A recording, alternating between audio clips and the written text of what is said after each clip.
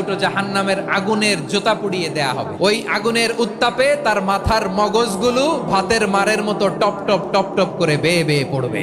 জাহান্নামের অবস্থা এত ভয়ঙ্কর হবে, জাহান্নামের ভেতরে লক্ষ লক্ষ কোটি কোটি কাফির মুশরিককে দেওয়ার পরেও জাহান্নাম বলবে আরো আছে নাকি, আরো দাও, আমার ক্ষুধা নিবারণ হয় নাই। জাহান্নাম এত উত্তপ্ত হবে, জ্বলন্ত হবে, ভয়ঙ্কর হবে, জাহান্নামের এক অংশ আরেক অংশকে খেয়ে ফেলবে। আল্লাহু আকবার।